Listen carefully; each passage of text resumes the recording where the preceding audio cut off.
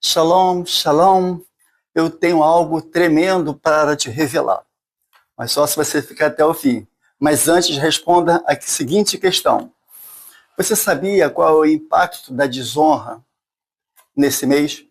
Sabia também que ela pode atrasar ou mesmo anular os planos do Eterno e respostas das nossas orações?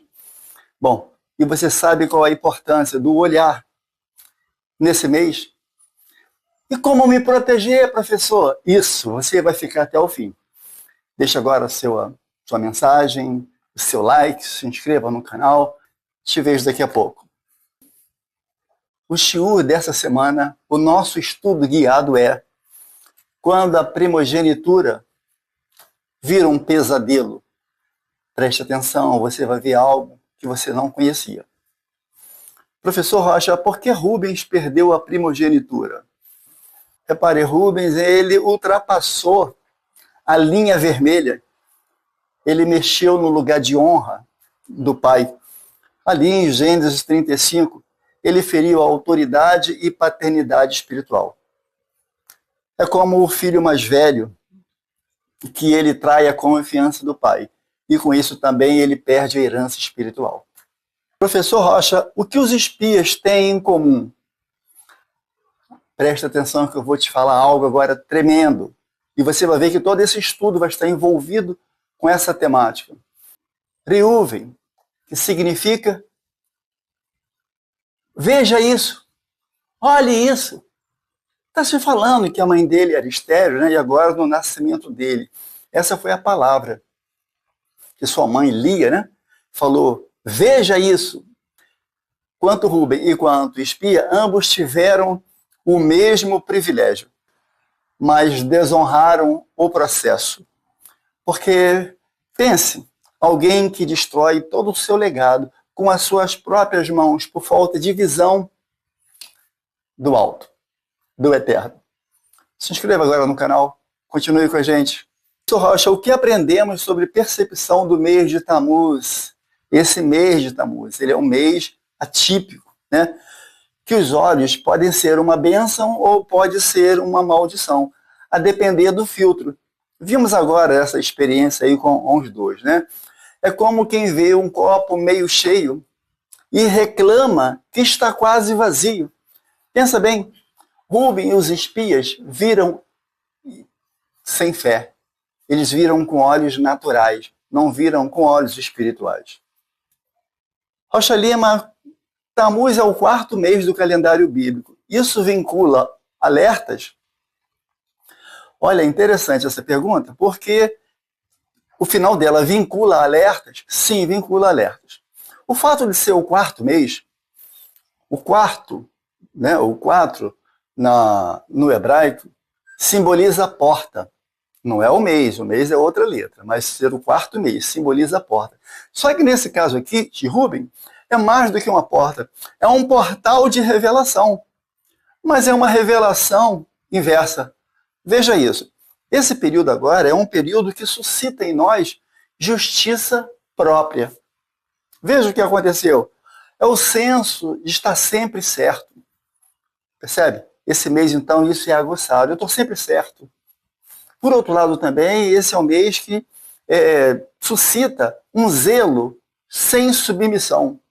Foi o que aconteceu ali com Rubem. Ele interpretou aquele cenário segundo o seu próprio entendimento. Ele estava se protegendo, quem sabe, a sua mãe. Excesso de zelo, mas sem revelação. E tem um outro ponto nessa questão também, que é uma correção movida por impulso. Você está acompanhando com a gente esse período, né? No nosso canal, nós temos divulgado diariamente alguma coisa sobre isso. Pois é. O que é isso, professor? São pessoas que julgam, se colocam numa posição que Deus ainda não se colocou ainda. Professor Rocha, o que representou a perda da primogenitura de Rubem? Como falamos aqui, né? Ele ultrapassou a linha vermelha, mas, sobretudo, ele ele deixou de ganhar 3 funções celestiais originária do primogênito, que pertencia ao primogênito. O primeiro foi o sacerdócio, a realeza e a herança. Repare, isso não é pouca coisa, né? E esse mês sugere, então, troca de riqueza, troca de unção, troca de liderança espiritual, troca de visão. É um mês que a gente deve ficar bastante atento e vigiar. Professor Rocha, o que representa a perda da primogenitura hoje? É interessante que hoje, Rubem, a perda da primogenitura de Rubem foi a herança, o sacerdócio, a realeza, né? Vimos ali. Mas hoje a gente não tem isso no nosso direito, nem no nosso sistema jurídico, não temos exatamente isso. Não no sistema jurídico humano, mas no tribunal celestial. É provavelmente que seja pior ainda, porque a perda dessa primogenitura hoje envolve a perda de autoridade espiritual, voz profética, liderança espiritual. É como um celular que tem um chip, mas está fora de rede. Deixa eu te falar algo. Nós estamos divulgando o nosso livro. É um livro que fala sobre os nomes de Deus extraído no hebraico bíblico. Eu vou deixar fixado no primeiro comentário. Adquira esse livro e você vai se surpreender. Professor Rocha, por que os espias influenciaram tantos? Veja, Rubens viu, os espias, está vendo? Tudo voltado para os olhos. Por que eles influenciaram tantos? Porque medos coletivos são contagiantes, especialmente num tempo de incerteza. Sabe, quando é como o boato. Um fala, são diversas vozes ainda não codificadas. Mas qual a maior distorção dos espias? Verem a promessa como maldição. Isso mesmo. E desonrar a generosidade, a bondade, os benefícios, a provisão de Deus. É como quem recebe pão e diz que vai se engasgar. Né? A visão está turva. Rocha Lima, o que representa ver-se como gafanhoto? Olha, ver-se como gafanhoto. É a autopercepção distorcida que temos de nós mesmos. Isso pode roubar destino. Como se olhar no espelho invertido. Lembra de Gideão? Veio a visão para ele, veio a missão para ele. O que ele falou? Eu sou o menor da minha família é menor de Manassés, é menor das tribos, menor de... Sempre. Isso é uma visão distorcida. É um espelho já quebrado. E você e eu não podemos ter esse espelho em nossa vida, essa percepção de nós. Por que o Eterno, quando olhou para ele, viu o quê? Poderoso guerreiro. E ele estava numa condição mesmo de ser poderoso e guerreiro? Deus via assim. Mas ele não se via desse jeito. Lima, como discernir se estou vendo com olhos errados? Eu não sei como você vai discernir isso, mas os espias que nós estamos estudando, eles nos dão uma direção. Quando a promessa de Deus parece menor que o obstáculo. Explico. Quando a promessa de Deus parece menor que o obstáculo. Como usar lentes de aumento para o problema. Usar uma lupinha para ver a solução.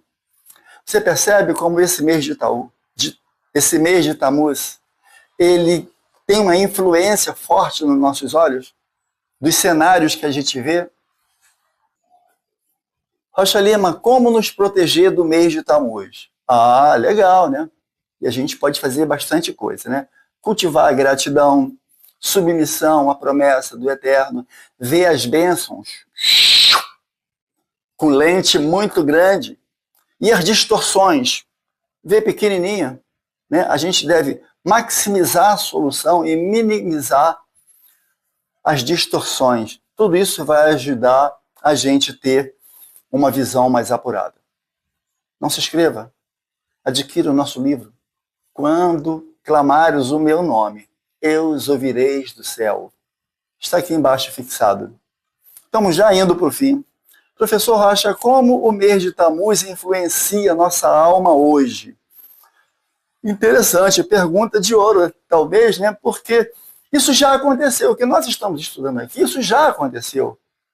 Mas o fato de ter acontecido não quer dizer que estamos isentos. E essa é a grande vantagem, da gente aprender com quem errou. Não é verdade? Não precisa aprender com os nossos erros, mas aprender com quem já errou. Muito interessante. Bom, o que esse mês também influencia, além daquilo que a gente já falou lá em cima, ele aumenta a sensibilidade de comparação. Eu sempre acho que o meu irmão está melhor do que eu. Minto, eu sempre acho que o ímpio está melhor do que eu. Sempre o do outro é melhor do que o meu. E com isso, então, eu estou minimizando a provisão de Deus. Uma outra coisa também que esse mês influencia, afeta a nossa percepção de futuro. Professor, isso mesmo. O amanhã parece assustador. Entende? Está muito difícil. Como vai ser? Tudo isso são influências do mês de Tammuz, né? E temos também uma outra questão aqui. A murmuração disfarçada de prudência. Aí você está diante de uma bênção, está diante de uma situação, mas como provavelmente a intimidade com Adonai está curta e a gente começa então, não é hora ainda. Eu vou esperar que Deus me responda em 2 etapas. Vê se pode isso, né? Talvez não seja de Deus. É melhor esperar. Percebe como a gente, com muita prudência, quando na verdade não é esse o propósito? E eu não estou dizendo para você ser atirado, estou dizendo para você ser prudente sim, mas esse mês, os relatórios que chegam para nós, a gente precisa ser um pouco mais comprometido com Deus, para que Ele possa nos orientar melhor. Estamos indo por fim.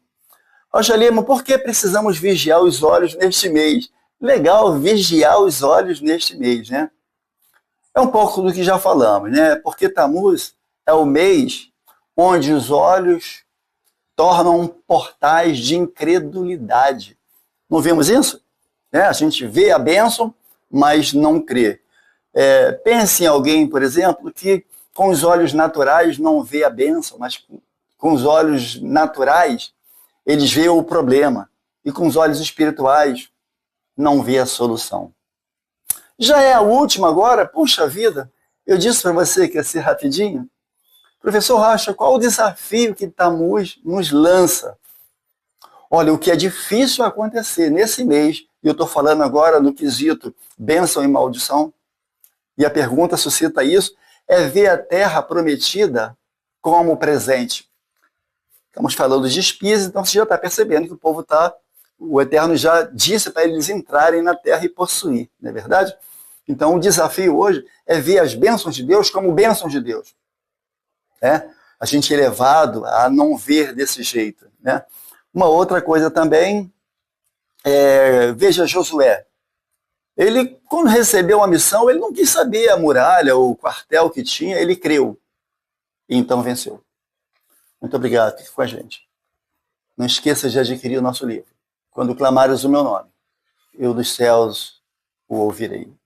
Lehitraot.